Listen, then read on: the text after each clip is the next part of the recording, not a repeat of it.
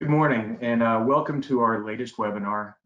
The topic today is mental health for entrepreneurs. It's something that has been ignored for far too long. It's something that is more prevalent in the media now. And with what is going on in the world today, it's even more important and more of a focus. So a little background on me. My name is Bill Nemeth. I run the Burton D. Morgan mentoring program at Jumpstart. Give you a little idea. I'm a recovering entrepreneur, so I'm hoping not to fall off the wagon and start another company. Founded and ran a company for 15 years, had 350 employees, and now I spend my days trying to help entrepreneurs like you folks out there succeed. That's my mission in life. So getting back to the topic at hand, we have a panel assembled today of all entrepreneurs. Two of them happen to wear other hats that make them uniquely qualified, positioned to speak on some of these topics because they are mental health professionals that are coaching people for a living. But more importantly, they're parents and they're entrepreneurs. So we're going to hit on those things first. Mental health has been an ongoing issue for entrepreneurs for years, but nobody ever talked about it. The Superman, Superwoman syndrome, you're expected to do it all and know it all, is prevalent. It's a culture of adrenaline, it seems, which has made saying you're vulnerable a problem. And just to kind of accent some of that, and it has nothing to do with the crisis. These are figures from normal, run-of-the-mill entrepreneurism. That I'm going to share with you in a minute. But first, I want to thank the Burton D. Morgan Foundation. The Burton D. Morgan Foundation is behind a lot of what goes on in entrepreneurism in at least Northeast Ohio. They have funded organizations like Jumpstart, like the mentoring program, Bounce in Akron, youth through adult entrepreneurship. They're a driving force here. Jumpstart itself is a venture development organization. We help entrepreneurs, period. Diverse, ambitious entrepreneurs from all walks of life, all across Northern Ohio. So with that being said, I want to do a little reading. So I'm going to stare down. And the other thing you'll see is every once in a while, I will look this way because your questions are coming through. You'll see a little bubble in your screen where you can enter questions. I will get them. I will work them into the conversation and make sure our entrepreneurs, our panelists answer those. So here's the data I kind of alluded to.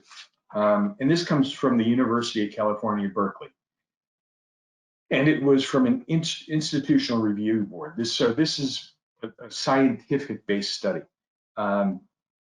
Mental health differences, directly or indirectly, affect 72% of entrepreneurs. So you got about 3/4 of every entrepreneur is impacted by mental health issues. Here's the incidence of 4 selected ones because I found these the most stark. Depression. The typical population incidence of depression is around 15%. For entrepreneurs, it's double that. It's 30%. ADHD, 29% for entrepreneurs, compared to 4.5% for the typical population. Addiction, 12% compared to 4%. Last and kind of most startling to me is bipolar diagnosis. The incidence in the general public is around 1%. It's 11% for entrepreneurs. Now add the situation we're all living in on top of that. So with that, that's the background for the discussion today. And I want to now turn to our panelists. I'll call you out by name, give a short introduction, who you are, how you got here, what you're doing, and then give me your one thing, the one thing you want the audience to know, to remember, the thing that is key for you on this topic. So I will start with Angela Flowers. Hi, I'm Angela Flowers with Making a Difference Consulting. I am a licensed independent social worker and a mental health therapist. And I got here, I've been an entrepreneur for 13 years now, and I've been a full-time entrepreneur for 10 years. And so our company provides mental health counseling services and also after school programming and therapeutic support groups to different school districts, other nonprofit organizations, and youth servant organizations. And I'm here today because mental health definitely is important. Our mental wellness is important. And one takeaway that I want the audience to know is that it's okay to not be okay, but we have to make sure that we are finding healthy coping skills when we're dealing with stress. And as an entrepreneur, we have so much stress that we deal with on a day-to-day basis, and making sure you take time for self-care. Thank you, Angela. Amy Wong. Hi, I'm Amy Wong. I'm president and founder of .org Solutions. We are a marketing, PR, and fundraising consulting firm that specializes in working with nonprofits. We are actually celebrating our 11th year in about a week and a half. So I've been an entrepreneur for 11 years. And before that, I worked in the nonprofit sector for about 17 years in both fundraising and marketing communications. How I kind of approach this topic is I actually grew up in a family where I had a mom that had a lot of anxiety issues, and so mental health has been something that has been familiar to me, and paying attention to mental health. And I over the years have struggled with not any diagnosis particularly, but just a lot of ups and downs where I start to really question and start to think about what that looks like for me.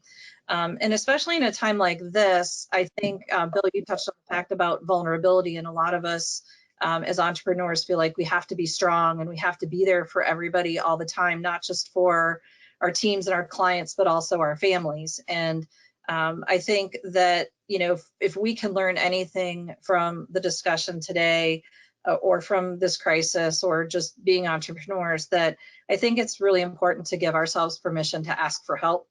And so that's not just help from our teams, but that's help at home, that's help from other mentors, that's help from entrepreneurs, it's help from anybody that you feel like can help you. And that also can be professional help too. And I don't think being vulnerable and doing that is a bad thing. Thank you. Diana Pat.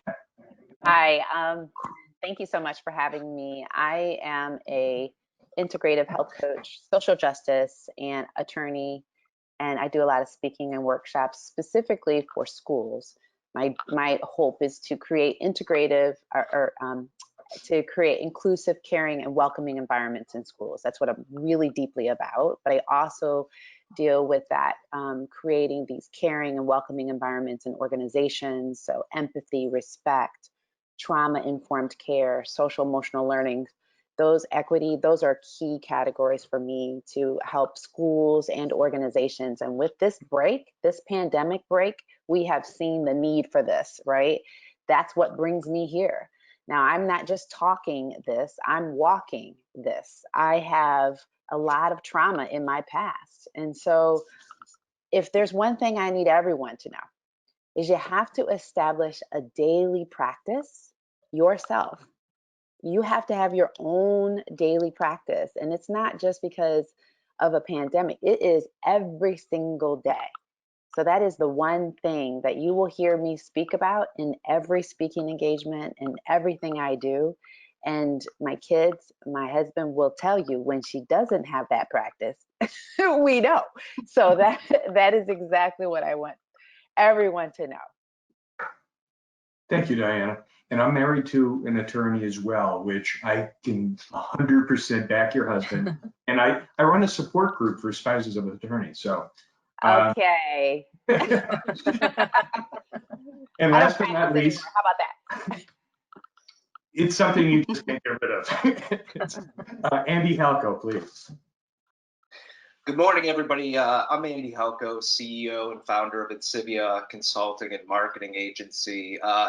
You know, my background, I actually came from Pittsburgh and went to John Carroll. I started my business as a silly kid at 22 years old, right out of school. And I've been doing it for 18 years. So I've had a company for a long time and have been through some major ups and downs throughout that period. You know, one of the reasons that I'm here is a couple of years ago with Bill, I was sitting and in one of my deep, dark times, and we had a very transparent, you know, honest conversation, and it was really powerful for me. And you know, I ended up going through a huge transition and just mental change after that time to get back and get to where I am today. You know, and as far as one thing for me, it's about that success comes with failure, it comes with challenge, but there is opportunity, you know, around the corner all the time. And for me, it's about perseverance, that you know, we have the capability as humans to work through things, learn, and get to the other side and be successful. And I think that there's always opportunity for each one of us. Thanks, Andy. Now I'll dive into our current situation because it has some, and I think, and when I say current situation, everybody I think understands what that is at this point. To hit a few areas about immediate impact, how things have changed. So I'm going to pick one of you at random and we'll go from there. Let's go with Amy. Amy, how's COVID? You're welcome. How has COVID impacted you since this crisis started? You know, personally, and then you can radiate out from there. Yeah, so I think there's a couple ways I can answer that question. I think first and foremost, when COVID hit, a lot of our clients are very active right now. So we have clients that are in healthcare and we have clients that are in education. And so the first several weeks for us was just, it was, I call it hand-to-hand combat. It was just, we were working crazy hours, just trying to get things done, making sure that, you know, school, we have one client that's a school district that they were taking, you know, 21,000 students online. And so for the first couple of weeks, all I did was work. And during that time also, I had a kid moving home from college. I had two that were transitioning from a regular school environment to a homeschool environment. Things were getting canceled. And so I didn't sleep. I was working all the time. And I think that was like the first, you know, the first part of it. After things, probably in week 3, things stabilized a little bit. In week 4, I actually kind of felt some grief. It was a very weird feeling that, you know, I think it was, we were in crisis mode and the adrenaline was going, and then like, okay, I think we've got this. This is normal. And then all of a sudden, you know, you're applying for PPP loans and you're trying to get financing and you have to lay people off and what are all these things? And then it just kind of like went, you know, and I didn't feel like doing anything at that point. I felt burnt out. I felt confused. I didn't really know what to do at that point. And to top things off, my husband's in the restaurant industry. So fortunately, their restaurant does mostly carry out and delivery to begin with. So they transition well, but we didn't know what that was going to look like. So we had those kinds of things as well. So I think, you know, personally and professionally, you know, after that 4th week, it's kind of been up and down. And I just try every day to do what I said. I hope everybody gets out of this is talk to people, talk about it, be vulnerable, and get advice. Diana, you coach people. You coach in this area. How have you personally been dealing with the crisis? How has it impacted you? Well, personally, I, you know, was starting to feel unsettled. And especially because I do a lot of work in schools, the schools closed. My whole sales went, you know, and then my kids came home from college, both one of which was dealing with the loss of his entire track season, gone, right? That's huge. And I fit personally, my husband's a financial advisor. And so the markets were going crazy. This house was like this, right? And I had to figure out, whew, I had to go do a lot of introspection in who I was, what I'm all about, what are my values, getting back into a deeper level of self-awareness. I did a mindset challenge. I did the Rise Up Mindset Challenge. Why did I do that? For me and for everybody else. Anybody else's mindset need a recheck? And so I did this challenge for the people that follow me on social media. But then I also created this Educators on the Rise group. It's a free group. Why? Because let's come together. Let's create community. Let's talk. Hey, are you feeling some kind of way? And so personally, I had to go back to what I normally do, which is do my daily affirmations, do my morning meditations, do my yoga, make certain I am doing that, doing extra meditation, doing extra prayer, journaling, repeating my affirmations. These are all the things I talk about in my practice, but it was full on. And I had to remind myself during the day, physically, when I was starting to feel overwhelmed, because most people don't understand their own bodies and how physically they get overwhelmed and their own anxiety. If I felt that way, I had to check in with myself, stop what I was doing, do my breathing, do a little affirmation, pray, so that's what I do. And it is a daily work. And if you don't have that level of self-awareness, you can quickly fall into deep anxiety, deep worry, deep depression. And so that's what I try to get people to understand, that, hey, we got to go over here and let's look at these areas. What are we doing mentally? And so there's a whole process to it, but Right. it's something I love to help people with because I need Well, it. thanks. It's important to have those, knowing your own personal markers. You're watching the triggers. I mean, Andy and I talked about that in the past. So I'm going to ask a slightly different version of the same question, because I know Angela and Andy both have a bunch of employees, and family, and personal impacts on family in that. So how are you dealing and balancing with the needs of a bunch of people you feel responsible for? So I'll start with Andy and then go to Angela. Yeah, that's been a huge piece for me. I think that during this period, and it's actually, I think, helped me stay positive, is trying to focus on being a rock and a leader for others. My team, I feel like, has really needed that, like, inspiration. We talk, and I mean, I've had people in calls crying, worried about the future, employees of mine, and I've had, these really deep discussions of what's the future look like over the next year. And it's my responsibility, and I'm trying to own that and take solace in it.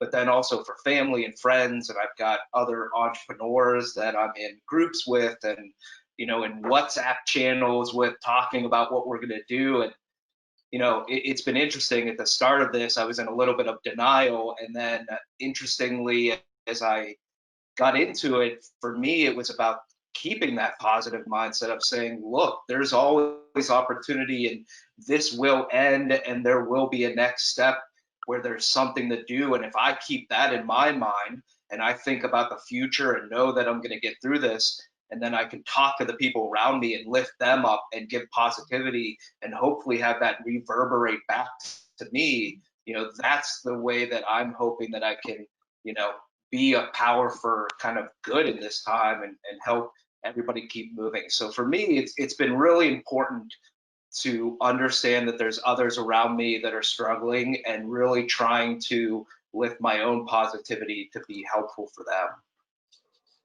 Thanks, Andy. Now, Angela, same question.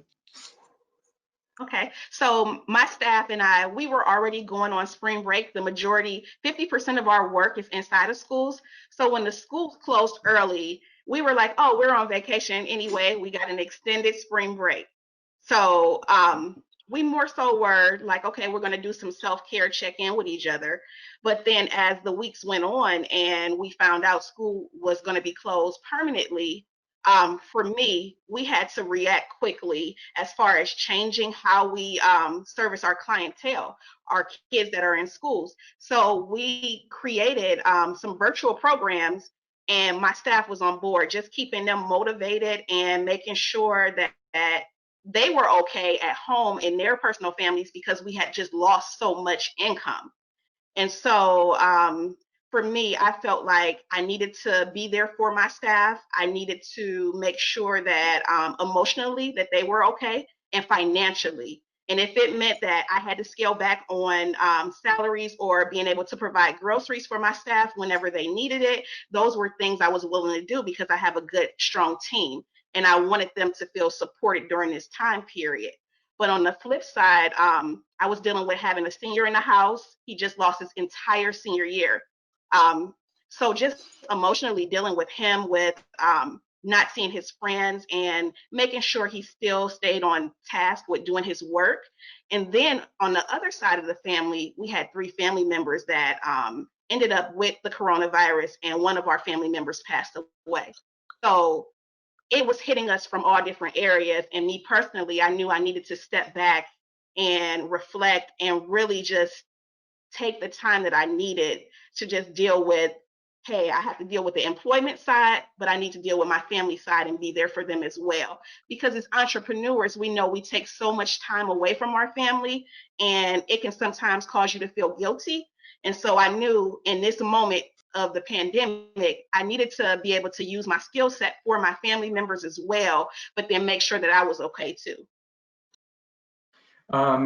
Anybody have, I mean, Andy, you talked about being a rock. I'll come right back to you, Angela. You obviously are in an up place mentally in that. Is there something you're doing for yourself, physically, getting out of the house, running, mental practice, I mean, meditation? There's something that allows you to keep that up and not do what I just heard Superman and Superwoman say, I got to be a rock for everybody. And it's great that you were able to back off, Angela, and have that perspective, because so many people don't. So is there something you do, Andy? Yeah, for me, I mean, I've come over the last couple of years of an extreme appreciation for what is most important in life. And I have a 6-year-old and a 5-year-old, 2 daughters that have just become the center of my universe. And, quite transparently, I think, just spending time with them, and that's the unique opportunity in this scenario from working from home, is that I get more time with my family than I probably did when I was going to an office every day.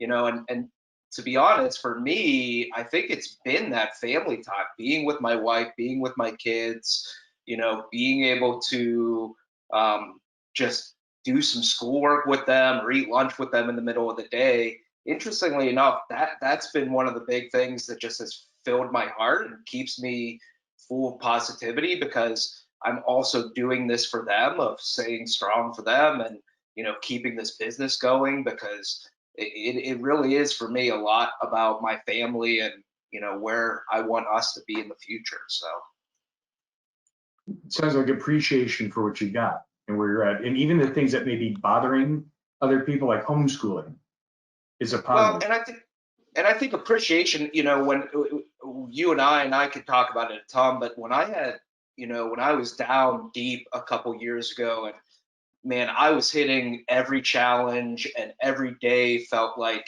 it was hard to get up. One of the things that helped me do that was starting to appreciate what I had, and starting to really look at my kids and say, this is what life is about. And, even if my business would fail or something goes wrong, I have this, and this is my center point. And that appreciation was just one of many things when I was down in deep depression that brought me out and brought me back to a new place. And I'll be honest, since then, that is probably one of the center points of my life, is that appreciation for the things that I have that I love, that as long as they're steady, I can be steady. Hey, and I want to, I'm going to round back into personal impacts, family impacts. Everybody's talked about kids, about spouses, and the word guilt has come up. Guilt time. There's a lot of guilt for an entrepreneur around employees and performance and your kids and your spouse and and your social activity and your friends and that circle group. Amy, you experience anything like that throughout your entrepreneurial career, and how did that impact? Oh, absolutely. I mean, guilt, what a horrible word that is.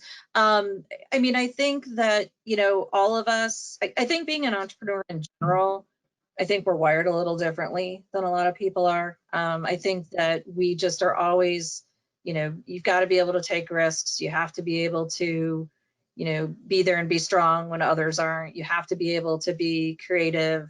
And with that just comes you don't do a whole lot of, you miss a lot of things and you don't participate in a lot of things. And so I think it's about, like anything else, communicating with people. I don't feel as much guilt as I think I used to. I think my kids understand.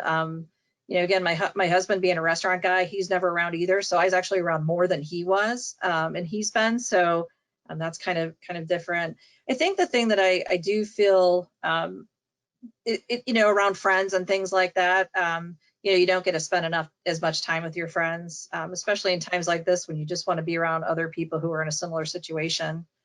So, I feel guilty now that I'm home a lot. I'm like, oh, man, my house looks like trash, or, I need to do yard work and I haven't done over the last couple of years, or, oh my gosh, I feel guilty that I feel guilty that I have a job and I'm working and fellow entrepreneurs aren't.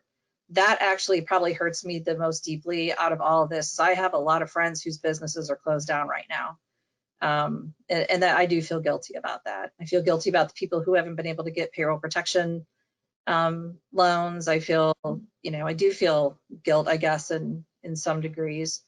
But I do try, to flip that around and say, like, the things that we can do is be positive coming out of this and continue to work and do the work that we're doing and support the people that we are supporting. So I guess that's kind of how I approach it.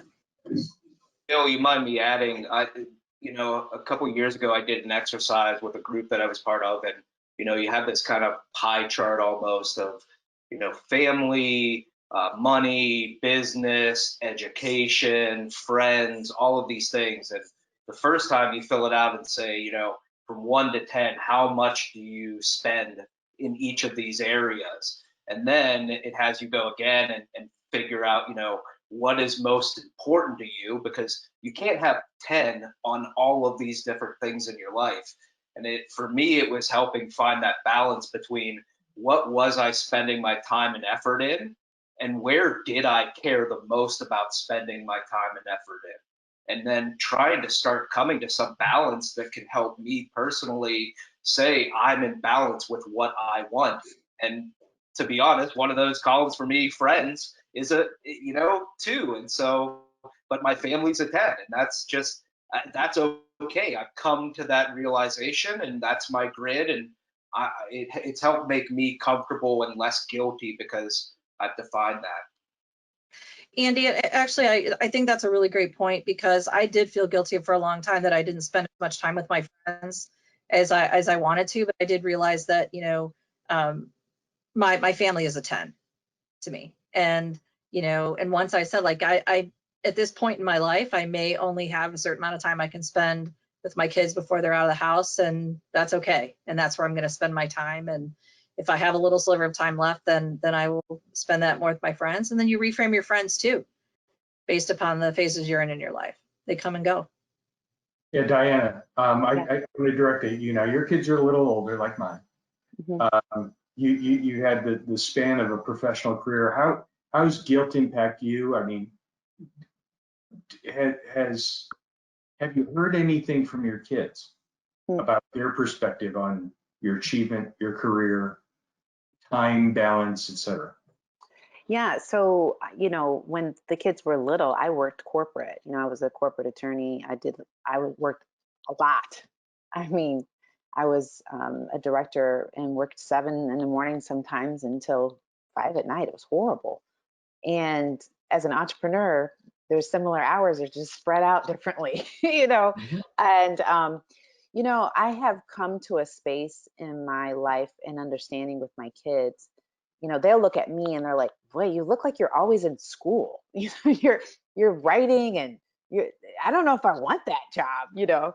And so they've come to see me. I'm very transparent with my work, but what they do know is that, you know, I will spend time with them. I have to spend time with them, and I have to put that cell phone down and look at them, you know, and talk to them. And because they'll go, you're not paying attention, you know. I remember this is what I used to do when I was writing all the time, and I'd have to shut it down. That's the thing. I knew that I can't feel, and I hear you, Amy, because sometimes you feel like you're guilty because you get that. I would get mom guilt, you know, like I gotta be doing more. I gotta hang out with, I gotta go to all the tennis matches, and my kids were busy. They were traveling with tennis, traveling with basketball, travel everywhere. And so I learned about, Andy, my values very early. Here's what I value, right? And then I put them faith first. My faith is first. I need to connect with God. I am praying and I am unapologetic about it. I am who I am, and this is what I do.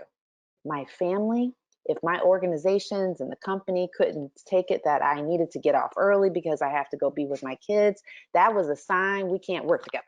Or this was a sign that I do not, and I am unapologetic about it. And I love that when other people are, you know, serious about that. And companies need to understand that. As an entrepreneur, I get that. And so I have learned that I reframe everything. There's no framing of this is horrible. I am worthy of doing this. I will achieve this. And so to me, it's all about words, and it's about getting this brain to believe that, and how I show up in the world matters. And so my kids see that, they say, okay, you know, if they see a mommy that's doing that, that's going to help them in the long run, you know. But my kids right now, 18 and 21, they're going through so much stuff. We need a whole another hour and a half to talk about it, because they're going through struggles of identity, you know, and they're trying to figure out their footing. And so for me, just, Diana, here's what you can control. Okay. You can love them and let them know they're worthy, and then, you know, give them some positive words, but then they've got to do some work, right? So it's such an interesting dynamic, and I gotta imagine so many people are going through that, but it's all about reframing your words and how you speak to yourself, and how you are showing up to help you personally be the light, so that other people can feel that light. And then we can't own the negative, that because sometimes we as entrepreneurs, we got to own everything, and we can't own that, because then you're going to feel depressed. Right? Like you can't do it all, you know. So yeah. Well, and I want to remind somebody, I'm getting some questions here. Feel free to enter more online. Somebody actually brought up something that is particular to me, because I hear it all the time in my house about mom guilt. Because there's a different set of expectations for you as a mom, both within yourself and from external, from society. So, Angela. Yes.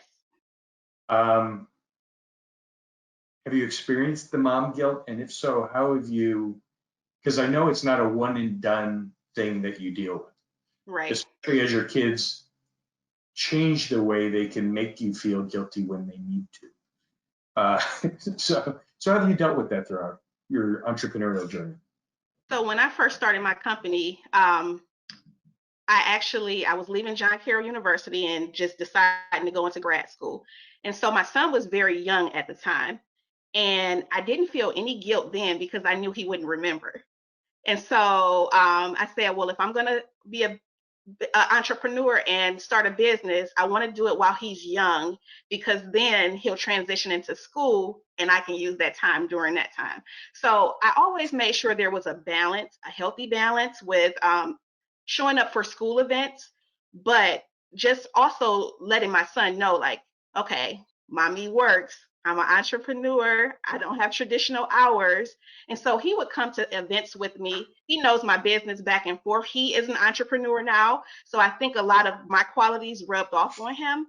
But I still did at the time when he was like middle school age. I felt guilty because that's when I started to revamp my company, which meant I needed more time to start bringing employees in. So I would miss some events, basketball events, or just different things that were important to him. But we would always have a conversation beforehand to say, even if I'm missing it, it doesn't mean it's not important to me. I just have something else that I'm doing. And so my family support system is awesome. And so if I'm not able to be there, someone else is. But that guilt, sometimes it does sit there with you. But just like Diana said, it's more so reframing your self-talk and making sure that you're putting out those affirmations to your children and having them understand that it's not that you're choosing work or other things over them. It's just more so a balance. And so I'm very intentional on our time and making sure that it's quality time versus just making sure we're just doing it's just quantity stuff. So we have family game night every Sunday. We choose different we have like a jar where we get to choose different activities and that kind of stuff. So just making it fun and making it meaningful. But sometimes though the guilt can creep in and have you second guessing yourself, which can create some type of anxiety for you to say, okay, am I doing everything I could have done? And it's interesting you just brought that up because I was reflecting 2 days ago and I was like, I hope my son just feels like I've supported him enough during this time period. And so we did have a conversation about it. And he's like, oh yeah, he was like, I know I can come talk to you. You've given me skills that I can use. We do meditation. We practice mindfulness activities. We have aromatherapy going in the house. So things that I use in the counseling setting are just normal everyday things that are in our home anyway. So just making sure that we're doing some of that self-care together is important to me so that I don't feel like our time is not meaningful. Awesome. Anybody else want to weigh in on this? You don't count, Eddie. You're not a mom.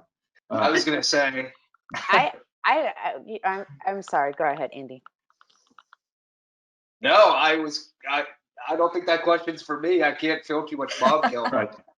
Well, Yeah, I go want to ahead, weigh Diane. in on the you know, I have my husband and I, we're both entrepreneurs. So in terms of the way we approached our lives, and we were, again, very involved with our kids. My husband was a coach.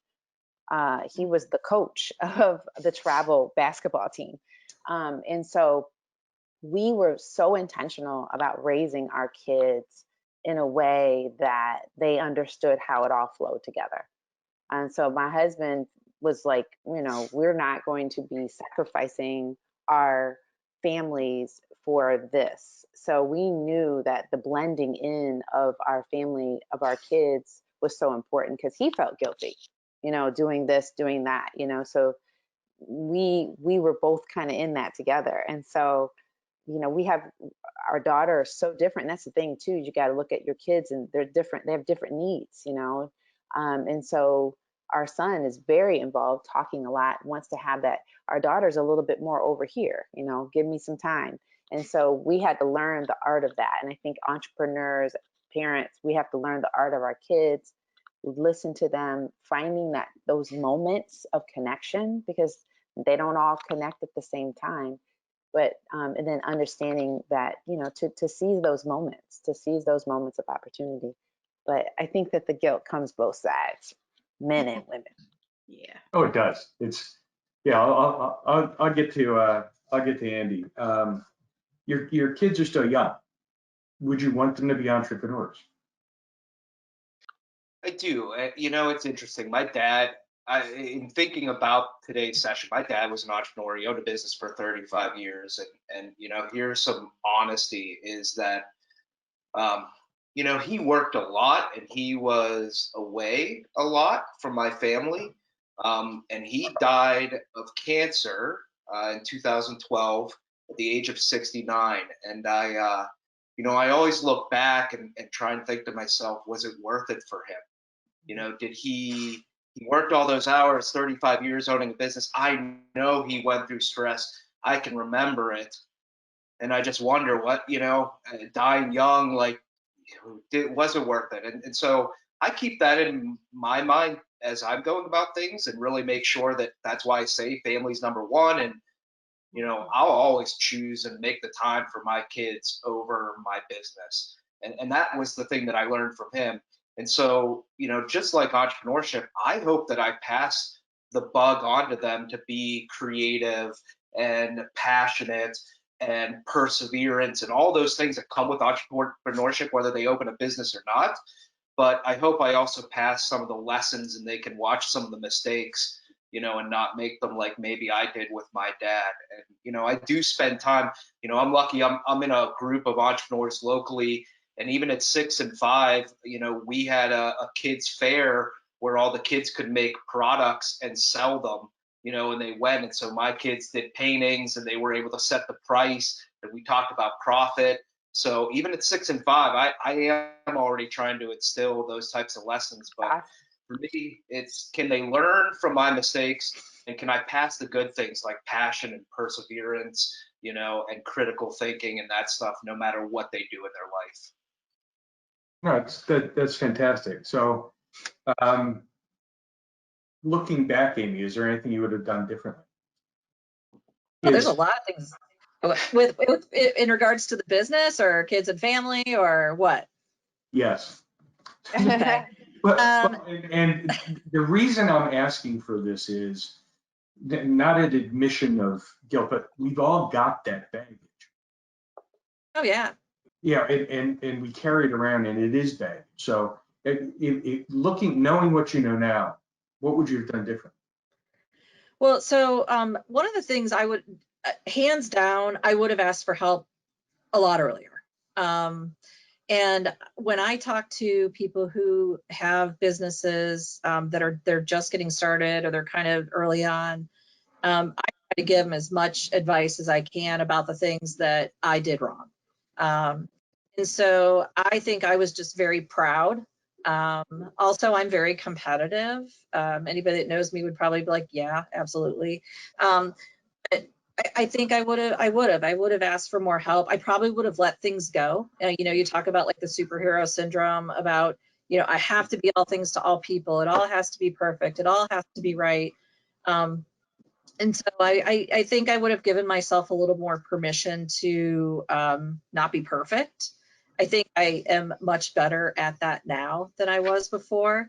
And I realize it is okay. And I realize that there's a lot of other smart people out there who are willing to give you help, and that they're not burdened because of it. When I ask people for help, they're happy to help.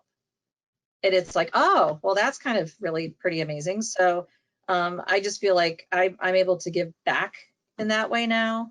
Going back to the guilt thing, I would probably have given up some of the guilt. I probably would have tried not to be at absolutely everything, because that was actually created additional stress, and had more conversations with my kids about when they were younger about like why maybe I couldn't be at something, because I was pushing myself to exhaustion.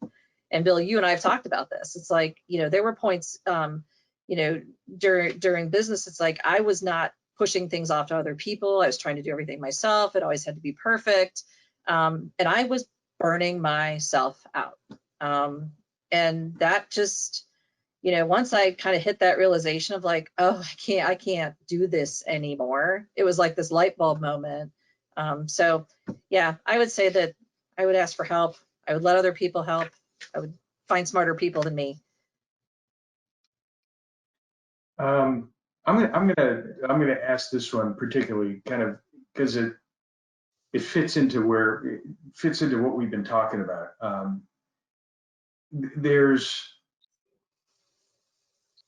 trying to figure out how to even phrase this correctly. There's so much more that you all have to be doing right now. You've each described family, and there was the normal family stuff, but now there's no graduation, no track season, there's homeschooling, there's no friends for the kid. I mean, there's all these different things.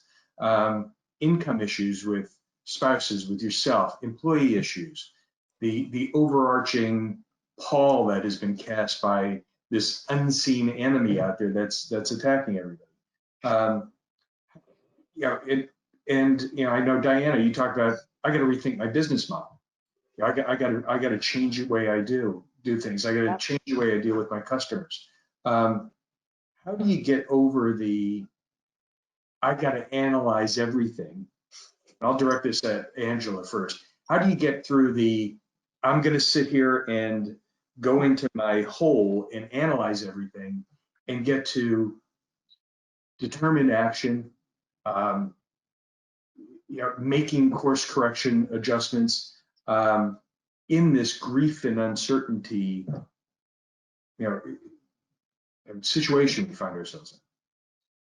I think giving yourself time to have that moment and just think about, okay, this is not a normal time period, but knowing that if you wanted your business to survive, you have to implement some strategies and things that are going to change up your business. And so for me, I let my team, we did some Zoom meetings, we brainstormed, we came up with some creative ways that we could still engage our young people because we were concerned. We do mental health, so we know that some kids are not going to be home in a safe environment, and we're concerned about their mental wellness. So how could we connect and redesign the business to still be able to serve the children in our after school programs, but also doing teletherapy. So immediately I looked for different platforms of ways that I could do telehealth and counseling.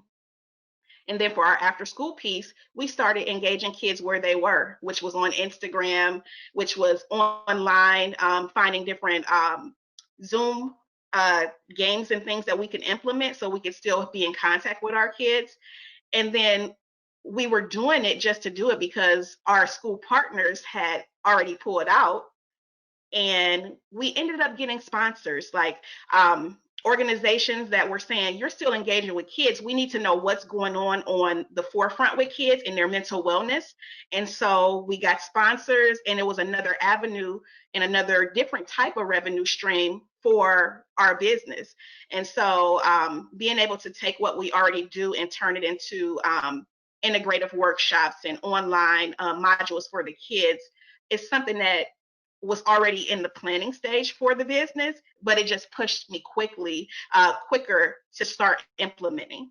And so just being creative and just taking a risk and a chance was something that I just said, you know what, this is going to help with the health of the business moving forward. And so in order for us to move forward with a healthy business, we had to, in the time period, just be creative.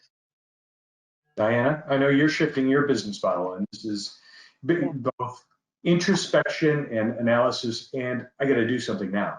Yeah, so I mentioned one.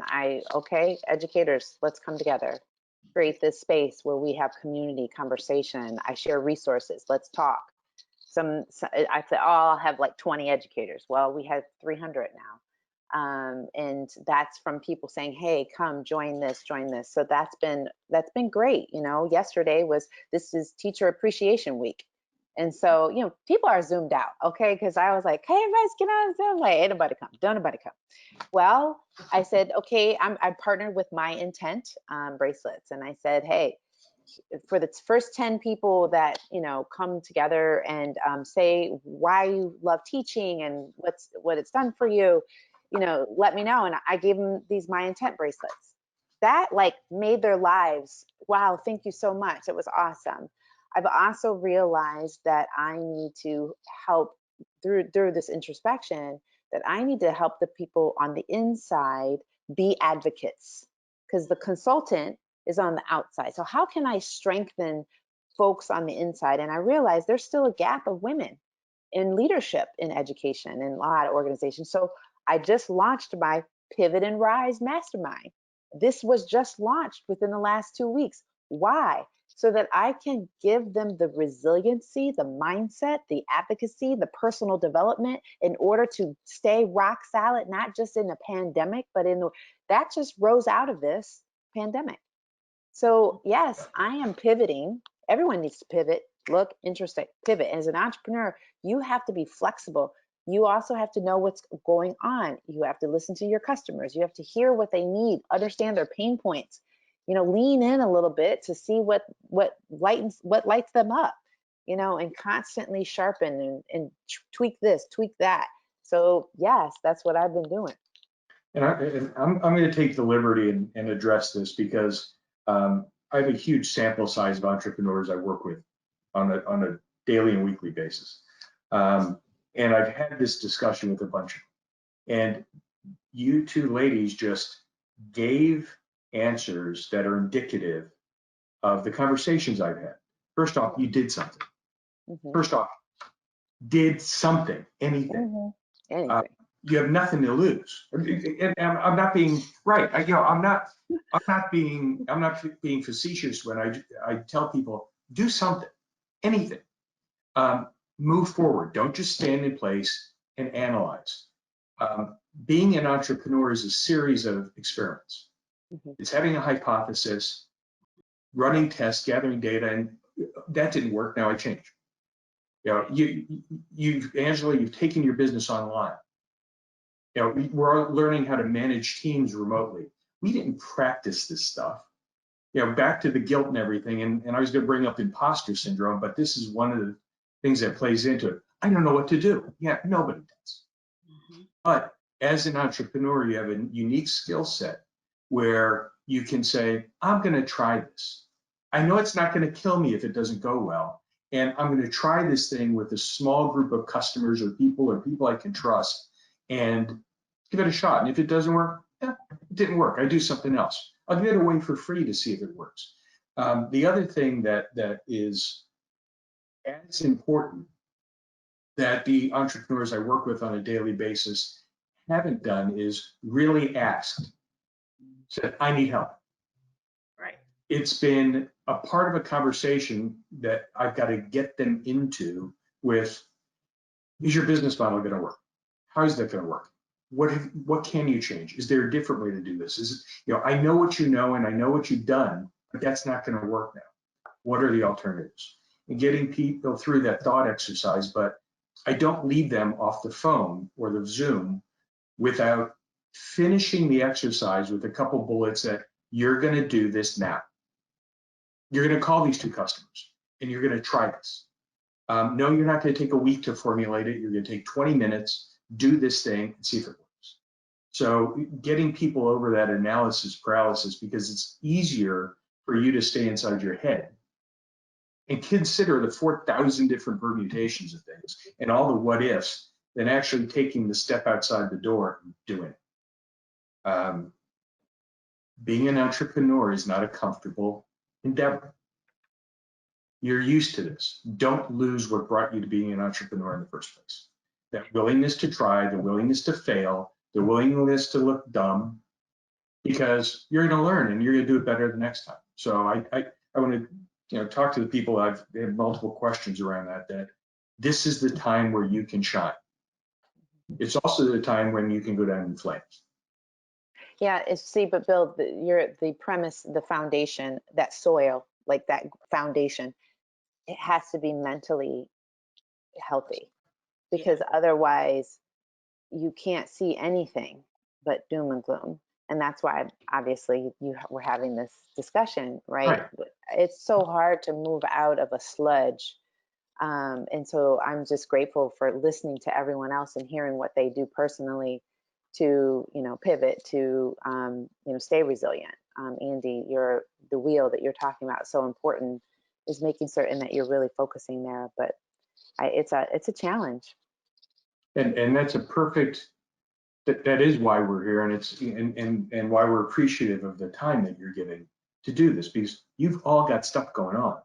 Mm-hmm. You could be doing something else right now. So I'm gonna start with Andy, because that was a great transition into, you were in the sludge at one time, and we've only got a few minutes left here.